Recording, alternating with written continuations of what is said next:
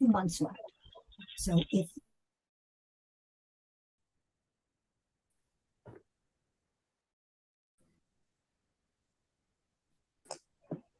Good morning. We will get started in just one moment. I want to give everyone a chance to get connected here. So just hang with us for one moment, please.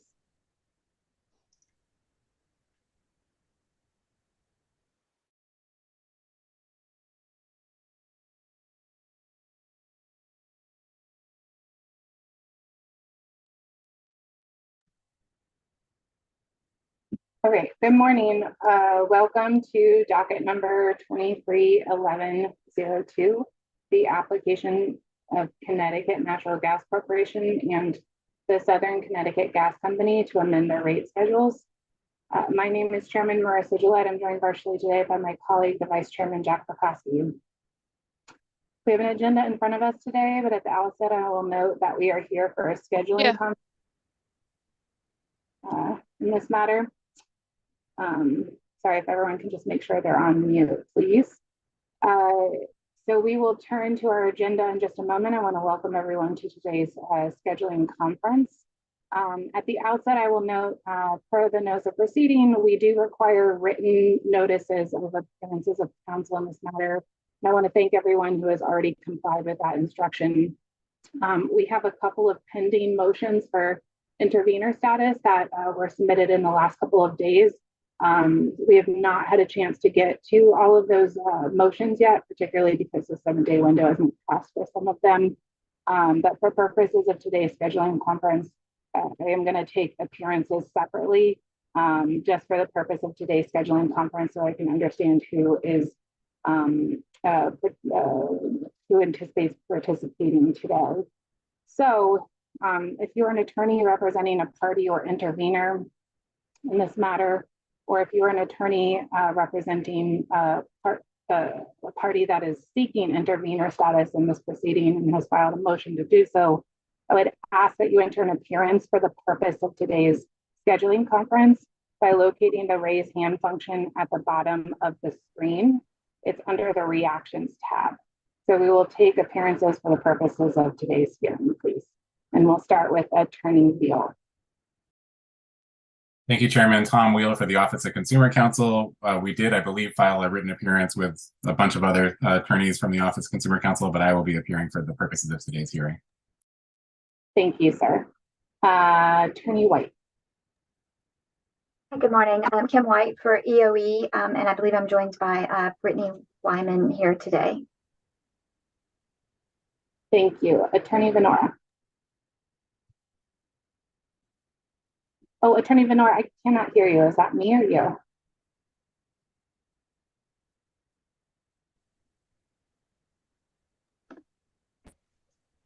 This is the reporter. I can't hear Attorney Venora. Okay. Now I can. Try that. Can you all hear me now? No? Yes. Oh, okay. So much for the headset. Okay. Good morning, Chairman Gillette, Vice Chairman Pekoski, Dan Venora and Brendan Vaughn of the law firm Keegan Werlin on behalf of Connecticut Natural Gas Corporation and the Southern Connecticut Gas Company. Thank you, sir. Attorney Goodman.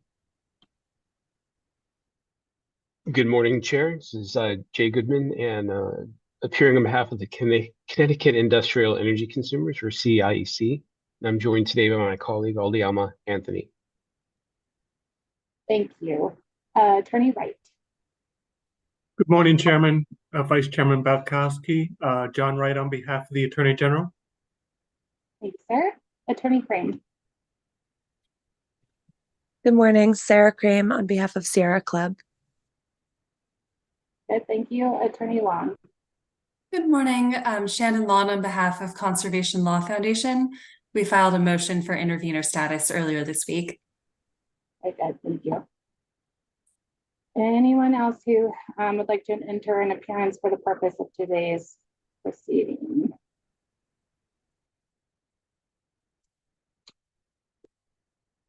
Okay, and as noted just a moment ago, but the risk of repeating myself here, we will endeavor to get to the pending motions for intervener status over the next week or so.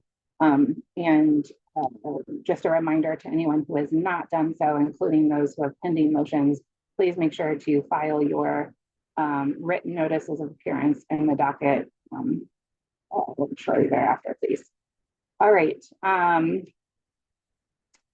So we're going to move into the agenda here, which in just a moment we will welcome Mr. Canavan to provide an overview of the two utilities location. In terms of welcome and opening remarks, I think we have that about covered. I'll just remind folks for the purposes of today's hearing, we do have a court reporter here, and we ask that any comments or questions come through by using the raise hand function under the reactions tab at the bottom of the screen. There will be time for any administrative matters that I do not cover before we close today's scheduling conference. So is there anything to begin before we turn to our opening presentation?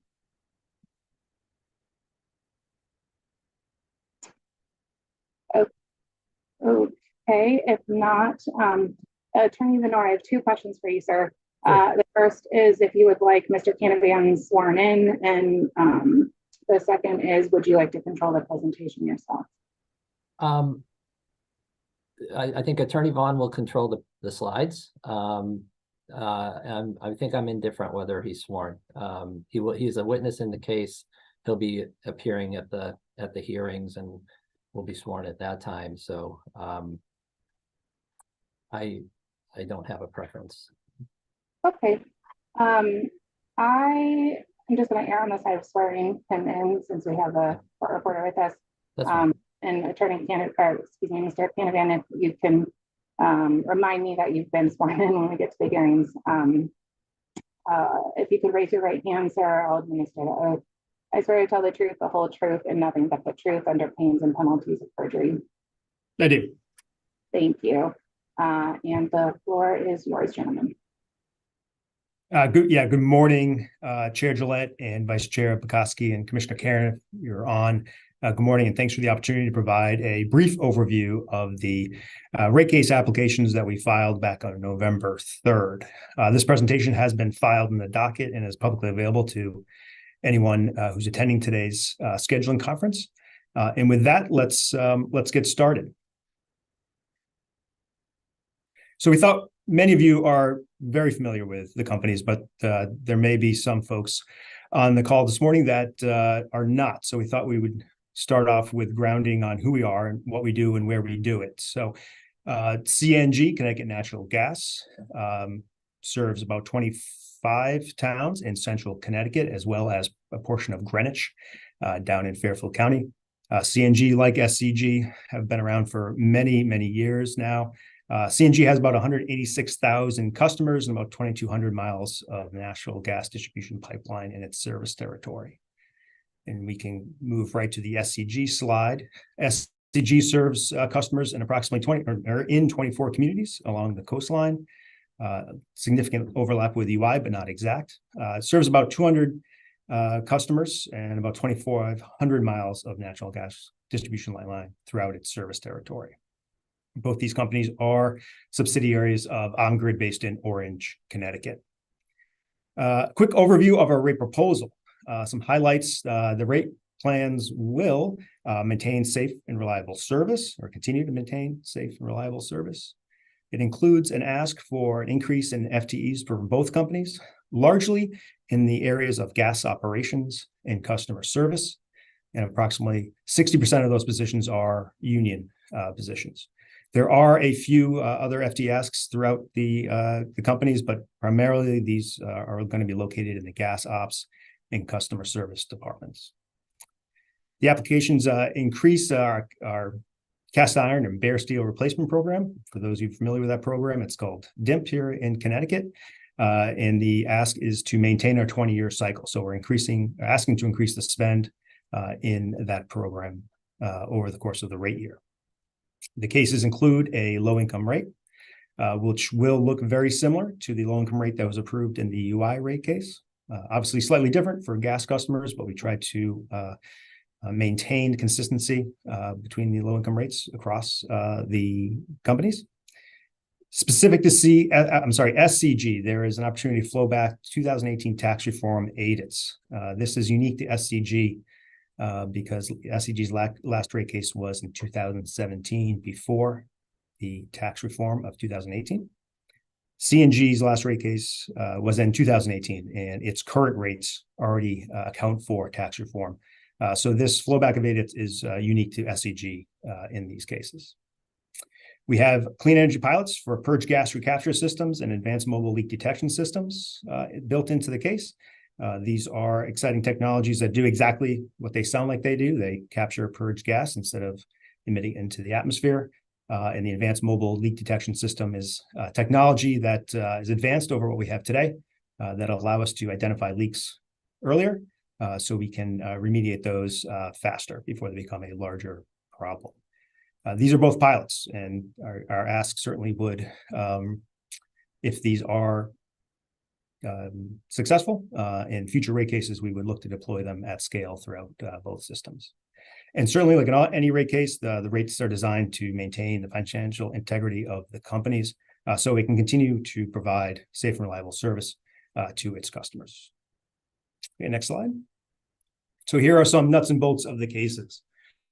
As a reminder, last rate cases for CNG and SCG occurred back in 17 and 18 and set 3-year rate plans, as you can see on the screen, for each company. For this case, we have a 2022 test year. Both companies are proposing a 1-year rate plan that would set new rates November 1, 2024 through October 31, 2025. And when new rates, November of 2024, that'll be 5 and 6 years respectively since CNG's last rate cases. The applications assume maintaining current revenue decoupling and earning sharing. Go to the next slide. We can get into a few more nuts and bolts. For ROEs, for CNG, our case ask is a 10.2, and CNG's current allowed is 9.3. For SCG, again, our ask is 10.2, and the current allowed is 9.25. On capital structure, we're essentially asking that we maintain the current capital structure. More specifically, at CNG, we're asking to maintain at 55% equity. On SCG, their last rate plan had a stepped-up capital structure, which was last stepped up to 52.19, and the ask in this case is 53% equity. The revenue deficiencies, as you've seen in our notice in our case, are $19.8 million for CNG, and for SCG, $40.6 million. These deficiencies are primarily driven by plan additions since the last rate case and planned capital investments through the 1-year rate plan.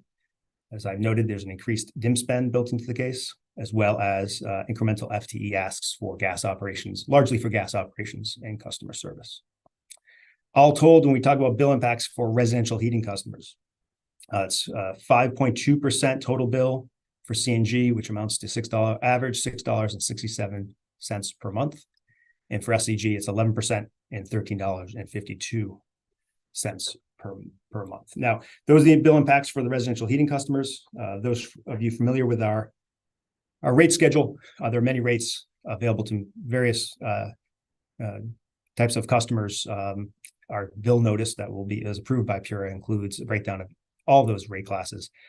But for today's purposes, we thought we'd highlight the residential heating customer. Mr. Vaughn, I think we go to the next slide.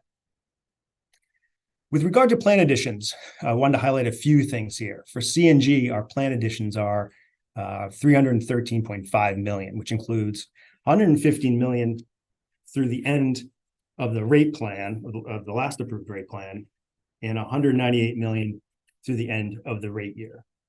Similarly, these SCG numbers are slightly higher, $509.5 million, which includes $237 million plant and service to the end of the last approved rate plan, and $271 million through the end of the proposed rate year. We know that you're going to have questions about plant and service, there's no question. So let me just highlight where you may find certain information throughout our application. So plant and service, both project and programs, are listed on Exhibit 3 to the capital testimony. Exhibit 4 includes supporting documentation for plant and service and annual additions of $500,000 or greater. Exhibit 5 and that testimony will include planned plan additions for project and program listings, while Exhibit 6 provides supporting documentation for the plan additions through the great year. And of course, our 5-year capital plan is provided as part of the SFRs. You can also find that in Exhibit 7 to the capital testimony. We intend to provide monthly updates of our plant and service throughout the case to keep the authority informed as plant and service continues to go into service during the litigation phase of this proceeding. And a couple of projects here, not necessarily highlighting these specific projects as important as compared to any other projects the company has completed. But we do have a couple examples of projects that are in place, have been completed in 2022, are providing service to customers, but yet are not reflected in the company's rates. On the screen here, we see a picture of a reliability project at the CNG Rocky Hill LNG facility. This is in service and providing value to customers. It mitigates component failures during peak shaving activities in the coolest days of the year, which is obviously important for us to provide safe and reliable service. And if we go to the next slide, we'll see a project down in SCG in the greater Bridgeport area. Again, a reliability project that allows us to better operate in high and low pressure situations, which do occur in and around the Bridgeport area and the SCG system. Again, this project was completed in 22. Customers are enjoying the benefits of this project, but the SCG's rates do not reflect this project yet. I think on our final slide is an overview of our witness panels. Now, many of the names on this list are well known to the authority and to other participants. So I won't go through every single one of them. I do want to introduce a few members of our panel that from the gas operations side that will be key witnesses in our view, and perhaps refresh the authority's recollection of their role at the company. So first, I'd like to introduce Al Langland, who's the Vice President of Gas and Hydro Engineering and Operations at the companies. Mr. Langland is on. You can say good morning. Good morning, Madam Chair, Vice Chair Butowski, and Commissioner Karen. Look forward to working with you all as this case moves forward. Thank you, Mr. Langland. We also have Giancarlo Romero, who is the Senior Director of Gas Operations. Not sure if Mr. Romero is on with us, but there he is. I am. Can you see me? Good morning, Chairwoman Gillette, Vice Chair Butowski, and Commissioner Karen. Thank you.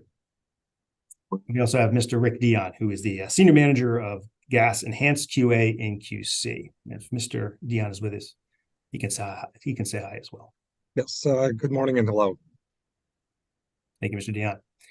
So other highlights on the witness panel list, we have the support of Mr. Dan Dane Concentric on a revenue requirements panel. We also have the assistance of Ann Buckley from the Brow Group on cost of capital.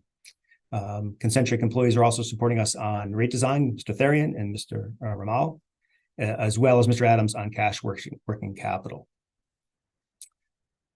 So that, I believe, concludes our presentation for this morning. And thank you again for the opportunity to present and give everyone an overview of the case as we kick off the litigation phase here with PURA. Thank you so much. Thank you, Mr. Canavan. Before I move into the next item onto the agenda, let me confirm with Lieutenant Venora that completes the, and Mr. Canavan just said this, but that completes your presentation. It is. He used to be an attorney in practice, but we'll make it official and say, yes, it's the end of the presentation. So thank you.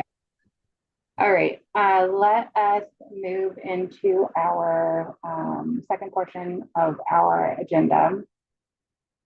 I want to thank the companies for filing 2 motions in advance. It was helpful to see your positions ahead of time, so I thank you for that. As you may have guessed, we were specifically electing not to rule on them ahead of today's scheduling conference. And there was one filed yesterday, maybe. Yes, so Chair, we filed one on November 3rd and then one yesterday. And so those are the 2. Okay, thank you. So recognizing that the company has already voiced its position on several of the items on the agenda. I want to go through these items anyway, and I'll suggest that if the company has anything to supplement its written position, invite that, and otherwise I'll just note that we have seen that, and then I'll be soliciting opinions from other parties and interveners on these items. So the first item is the published docket schedule. Let me take this in two parts and note that the public comment hearings, so the evening and Zoom teleconference hearing, those have been noticed, and I believe the company has already received approval of the customer notice and may be in the process of that. So let me start by saying that I have not received any written notice of any concern about the public comment hearings to date. So let me just confirm that before we turn to the remaining agenda items. Yes, correct. No concern on that regarding the company. We appreciate EOE's input on the customer notices and then Pura's prompt ruling on the customer notices. Those are in process to be issued very, very soon, and in advance, within the statutory period, in advance of the first one scheduled in December. So we do appreciate the response on that. Very good, thank you. So let me turn to the remainder of the docket schedule. Again, recognizing that the company has made some specific proposals. Let me ask if the company has anything to add to its written correspondence, and then I will solicit positions from other parties and interveners after that. Training or anything to add? No, Chairman Gillette, thank you. I mean, we put those motions in advance just because we did have some specific recommendations, and just for the authority's consideration, and also for, to enable to present them in an organized way. I think the main point, I guess I just want to emphasize, the companies are keenly aware they have the burden of proof here. And, in making those proposals, it's really from a place of just wanting to make sure there's an opportunity, and there's, clear guidelines on time intervals and things of that nature. So that was really where those, the purpose of submitting those and to do so in advance. Thank you, Attorney Venora. And I realize I did have one question, if you'll allow it. On the motion filed yesterday, note that there were some specific requests about written exceptions and late file hearing dates. Because I may have read those too fast, can I just clarify, is the company proposing to extend the statutory deadline at all to resolve those requests, or is that not part of what the company was putting forward? We did not include that in the motion. If we had two issues there, one on the late filed exhibits, we were looking to have a bit more of a gap between the end of the main round of hearings and then the start of the late filed exhibits for the purposes stated in there. And then in the unwritten exceptions, we were looking to get several additional days based on the experience from the UI rate case. So that was not a specific element of our proposal, was to extend out the statutory period. If that's something, to be, if we get a directive from Pura to consider that, we would. But I don't. Yeah, at this point, no. But our proposal is, we believe within the 350-day period, that these, by moving some of these pieces around, our proposal was that we do it within that period. Okay, thank you. I think I wanted to clarify that up front, because obviously some of your requests are easier to accommodate if that had been portion of your recommendation. Understand the company's position. Also understand that we are trying to balance having to draft 2 rate case decisions and make changes to the final after receiving the written exception. So just wanted to clarify if the company was affirmatively offering that. So an extension of time. It sounds like that's not part of your proposal. Not at this point, no. Okay, thank you. Then let me do this. Any other party or intervener that wants to weigh in on the published docket schedule? That docket schedule has been uploaded to as external calendar for the docket 231102 for a little while now.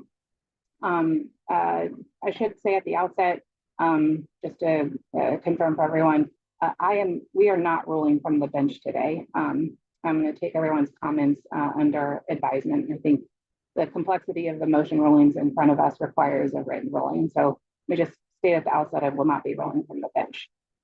So if any party or intervener has commentary on the filed motions, or if you had comments on the schedule aside from the motions, I would invite those at this time. So Attorney Veal, please. Thank you, Chairman. OCC did file an objection to the first procedural motion filed by the companies. We didn't file an objection to the second one primarily because we expected it to be addressed today.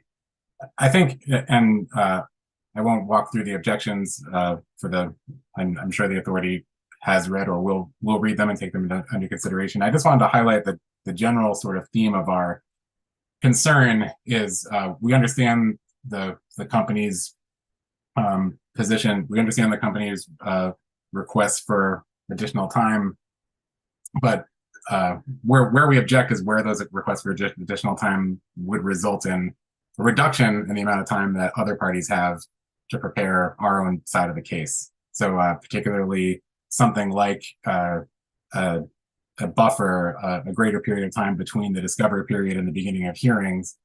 We wouldn't necessarily object to that in theory unless that would result in a reduction in the amount of in the size of the discovery period. In other words, I think we would object to an adjustment that would result in the discovery close date being moved sooner in time as opposed to the beginning of the hearing dates moving further in time. We don't have an objection to the current schedule as published at all. We can make all of these dates work. But again, our concern is any adjustment to the schedule as it stands now, which we understand we know the company does too, as well as the other stakeholders here, and especially the authority understands the amount of work it takes to kind of get this right and figure out exactly where to place all these dates in a way that makes sense within the statutory period. So just wanted to highlight that any adjustment to this schedule ends up moving, pushing time away from someone else, whether it be another party or intervener or the authority itself, the amount of time the authority needs to process the huge amount of information that comes in during these cases and do the immense amount of work of developing the draft decision. The only other thing I specifically wanted to highlight is that the first day of the hearing on April 22nd, we really couldn't work with a schedule adjustment that moved that date any sooner in time, just because of the way public school break scheduling is working across. The authority might be aware that it's not, those public school schedules aren't uniform across the state. So we have different staff with children in different kind of school districts that if that date were moved forward, it would interfere one way or the other with someone's schedule to that effect that would massively impact someone's ability to figure out child care. I think that's, again, we stand by our specific objections and just want to repeat that our primary concern is any adjustment that reduces the amount of time that we have to hit the deadlines that are in place now. Thank you. Thank you, Attorney Veal. May I just have a question about the first thing you noted, because I think it was clearer to me when you said it than when I read it the first time. So the part that you were not objecting to is the time between the close of discovery and the hearing date. It sounds like from what you said today, if I'm not going to change the hearing date, meaning that it's definitely going to start April 22nd, then moving the rolling discovery period closer in time, you would object to. Is that a fair characterization? Yes, Chairman. And again, it's because it would shorten the amount of time we have to develop discovery by however much that's shortened. Thank you. That is clear to me now. Okay. Would any other party or entity like to be heard? Attorney Goodman. Thank you, Chair. Just a brief a brief comment. We also, CIC would also have concerns with any change to the procedural schedule that reduces the opportunity for discovery before the hearing, including shortly before the hearing. We find this often a period where, preparation for the hearing, it helps to sharpen the focus on where there might be gaps in information. So would like to preserve whatever current opportunity there is there for discovery leading up to the hearing. Otherwise, we don't have any feedback to the company's proposals. For example, we would not object to, I know that there were concerns about witness availability to both be at the hearing and also preparing late file exhibits, et cetera. We understand the burden there and wouldn't object if there are changes made to accommodate their schedules. Thank you. Are there others with comments at this time? Maybe if I can solicit folks' opinion, we currently have 15 days of hearings booked, and based on the authorities' experience, felt that all 15 days were needed. I didn't receive any comments or objections in writing or so far today about the number of hearing days. I interpreted the company's position not to be a commentary on the number of days, but rather a request for a break in the middle. But if I'm misinterpreting that, welcome. Yeah, Chair Gillette, we didn't make a specific commentary on the number of hearing days. I mean, to be candid, 15 days seems like a lot, but we didn't have a specific proposal to reduce the number of hearing days. And I guess just one commentary. I mean, we're trying to strike a balance here in our proposal to end the rolling discovery period early. We've modified that proposal to allow only 3 weeks now between the end of the hearing, the end of the rolling discovery period and the start of hearings. That would basically take a 5-month discovery process and shave 7 days off of it. So our original motion was 6 weeks. We're trying to, and really we're just trying to do this recognizing the company is the only party here with the burden of proof. And so, not trying to shorten any, materially shorten anything there for the other parties, but that was an attempt to try to bridge the gap there between the company's need for more prep time and the parties' need for a robust discovery period. I appreciate that. Let me offer something here that we will reiterate in writing, but I noticed this in one of the company's motions, and I apologize, I can't remember which one at the moment, but I think there was a question or seeking for the authority to confirm the last day on which discovery can be issued, citing a potential ambiguity in the notice of proceeding.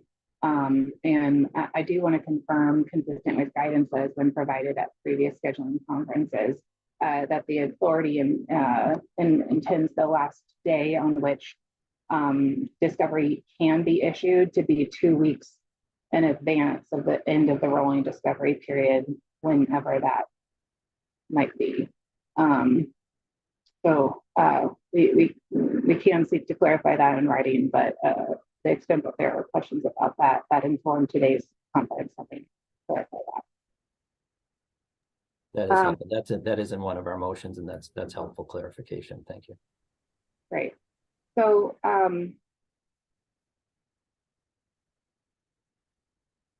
Attorney Inouye, if you'll entertain just a few more questions. I don't want to be in the posture of seeming like we're negotiating here, but so I can better understand your motion. To my way of thinking, it felt like there were some things in both motions that could be grouped together in terms of trying to address different concerns. And in my mind, I was grouping together your requests for the discovery period coming back a week to be similar to,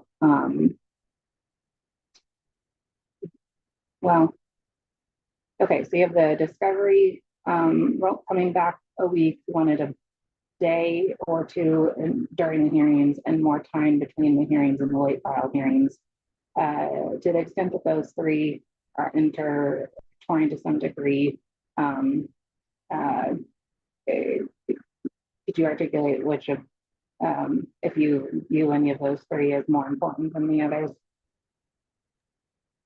I'm sorry, I lost your thread there. Like in terms of the like the gap between rolling discovery and the start of hearings, the break between hearing days and then the late filed exhibits. Is that what is that?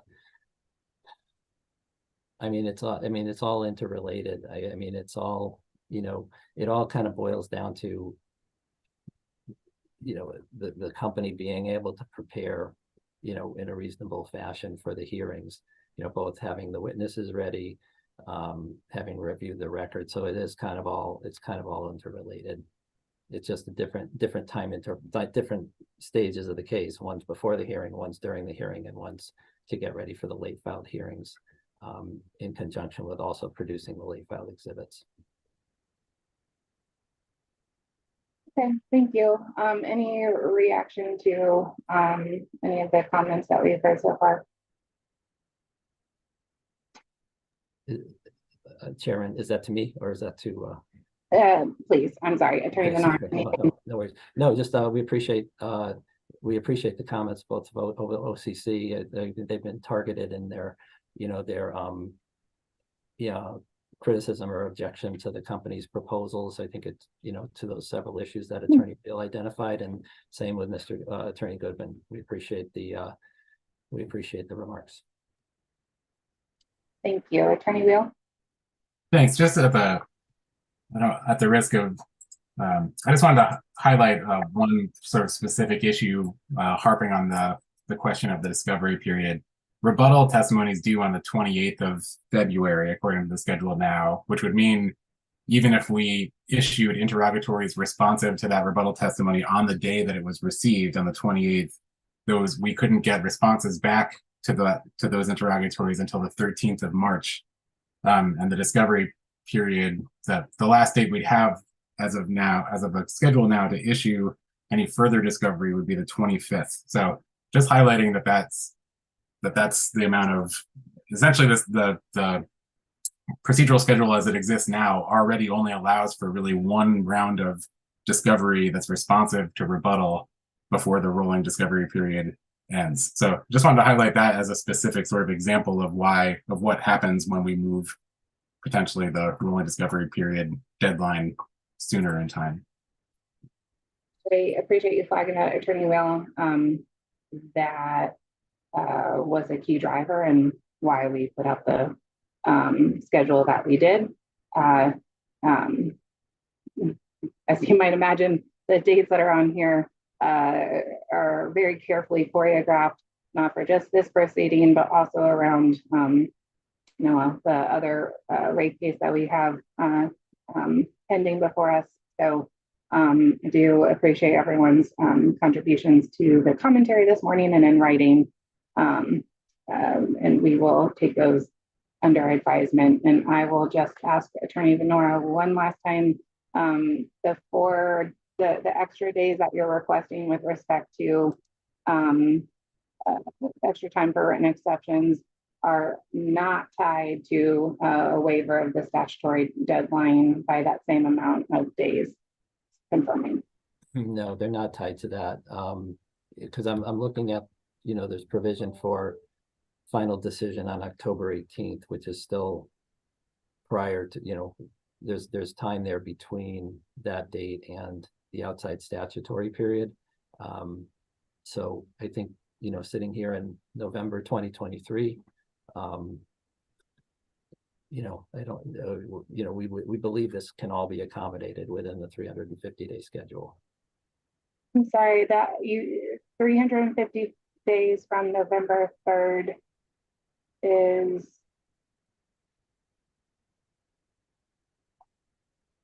October 19th. Is that your point? October, no, my point, I think my point was that I thought there was, so 300, I'm sorry, I miscounted. Okay, so I see you are going right to the end. Okay. I mean, in the end result, we're asking for only for 4 days on written exceptions for 2 companies. If there's 2 draft decisions, we tried to manage the same process with UI in 17 days. So we're just based on that experience. I mean, it's, I don't think there's any way around this, that by doing these in the same docket, on the same schedule, there's going to be demands on everybody. And the company's simply trying to make sure it has reasonable time intervals here to carry its burden at each stage of the game. I appreciate that. I'm trying to make sure, to the company's benefit, that there's adequate time between written exceptions, oral arguments, and the final decision, so that if the authority is persuaded by arguments that the company puts forward, that we have the opportunity to appropriately adjust the final decision as such. But I think we understand each other. Everyone has time constraints here, so we will take that under advisement and work towards a written ruling on any schedule adjustment. I think that puts a bow on that one, but I don't want to move on if there are any other questions or concerns about the docket. All right, if not, the next item on our agenda is to discuss protocols for dual rate applications, which I think we've just been dancing around. So the authority had a couple of points that it wanted to make here, which I think are largely consistent with parties and interveners' behavior thus far, or conduct thus far in the docket. But to confirm, the authority is issuing interrogatories separately to CNG and SCG, and we believe that has been the practice of others to date. But we also intend to have 2 hearing transcripts for CNG and SCG. We will require separate witness panels for both companies, and there will be 2 decisions, one for each company, to preserve the record for both. With that being said, when we're talking about separate witness panels for each company, recognizing that the witnesses may be similar, if not identical, for both companies, for efficiency's sake, we would intend to have those panels one after the other, one for SCG and one for CNG on the same topic. But that will require parties and interveners to ensure that your questions are specifically targeted to each. I went through that a little bit fast, so let me see if there are any clarifying questions or if anyone would like me to repeat.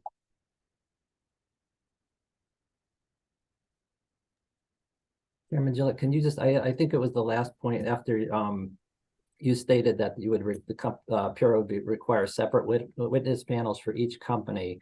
I think it was the next item that I was trying to jot down, but I didn't completely catch.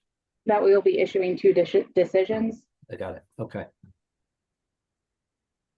Obviously, there will be quite a lot of repetition between the 2, but we think the cleanest way is to issue 2 decisions. Any other questions, clarifying or otherwise at this topic?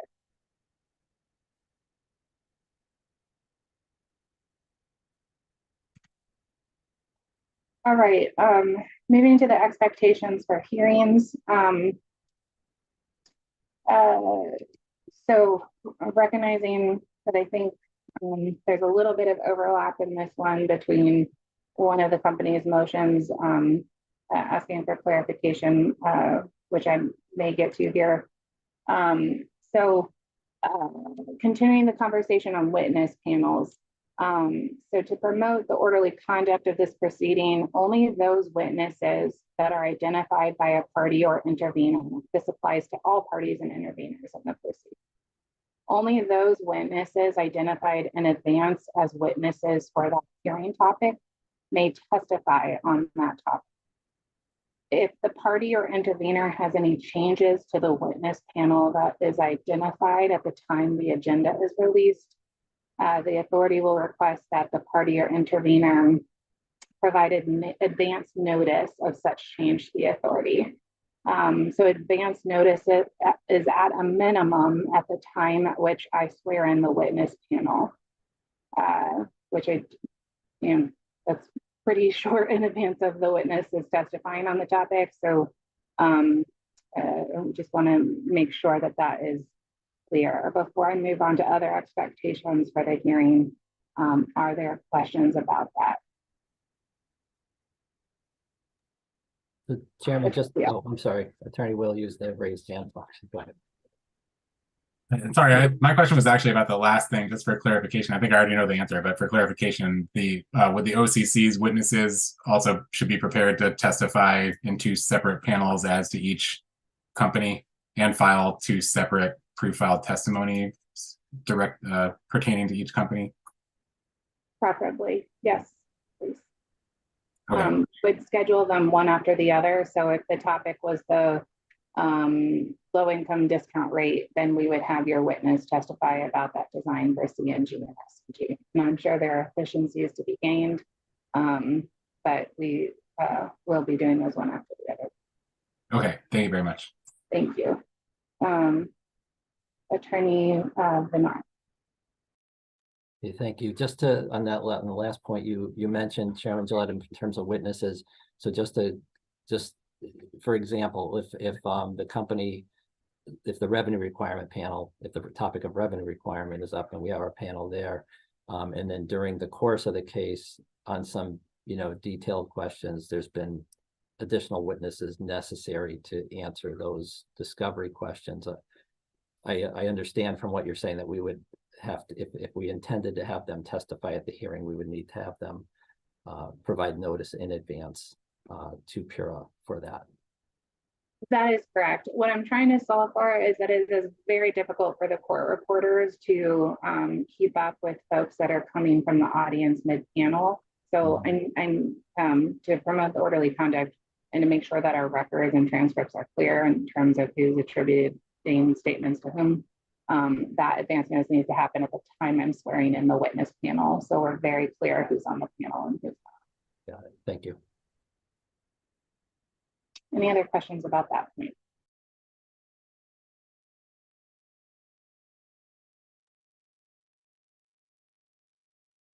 Okay.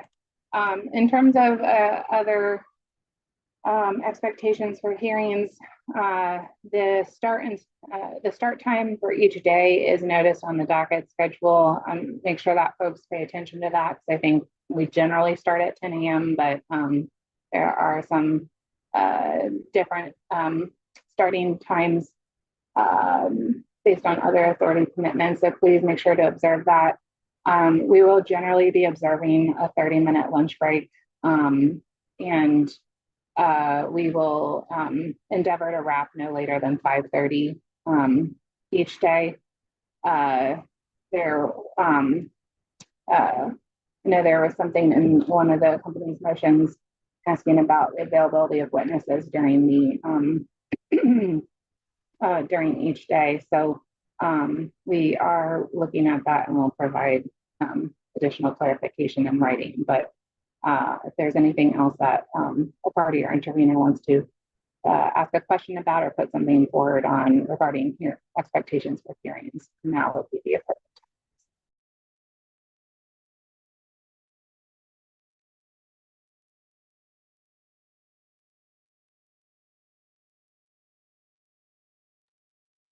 Okay, very good. Expectations for motions and the dispute resolution process. this is addressed in the notice of proceeding, so I won't repeat what that says here. As everyone knows, our general rule is to try to provide 7 days for parties and interveners to comment on any motions outstanding, which should be a rule of thumb for you as a party or intervener. If you need to file a motion, you need to calculate that there should be 7 days for a party to comment on that before the authority rules. I know that there were some comments about this in the company's motion, so we will weigh in on that in a written ruling. But if anyone has anything further to say about this time, I can pause here.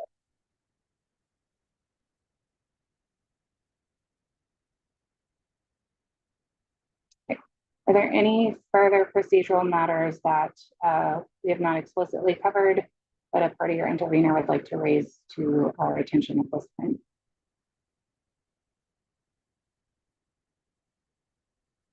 Let me just clarify. I'm going to pose this question to Attorney Wheel, but welcome any other party or intervener to respond to the company's motion filed yesterday. Does the OCC or any other party or intervener intend to exercise their 7-day window or can the authority begin drafting a ruling based on comments provided today? As for the OCC, I think the comments that I made today, as long as they're taken into consideration with regard to that second motion, we wouldn't need to file an additional written objection. Thank you. Anybody else care to weigh in on that one? Attorney Wright. We will waive any 7-day window. We will not be filing a response. Thank you. Attorney White. EOE will not file a response. We'll waive the window as well. Thank you. Attorney Goodman. Same for CIEC. We will not file a response and we'll waive the 7-day response period. Okay. I believe that covers the agenda that we had set out for today. But before we go, let me open it one more time. If there are any other matters, procedural matters that any party or intervener would like to bring to the authority's attention at this time.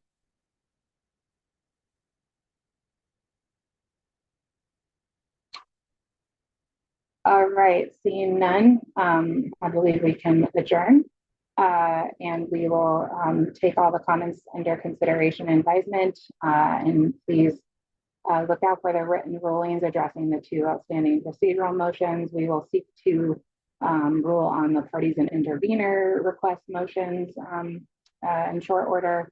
And any adjustments that are made to the schedule or practices in response to those motions would be reflected in the external calendar and would also be reflected in a revised notice of proceeding. So we will advise you to look out for those rulings and changes accordingly. So I want to thank everybody for their participation in today's scheduling conference. And at this time, we are adjourned.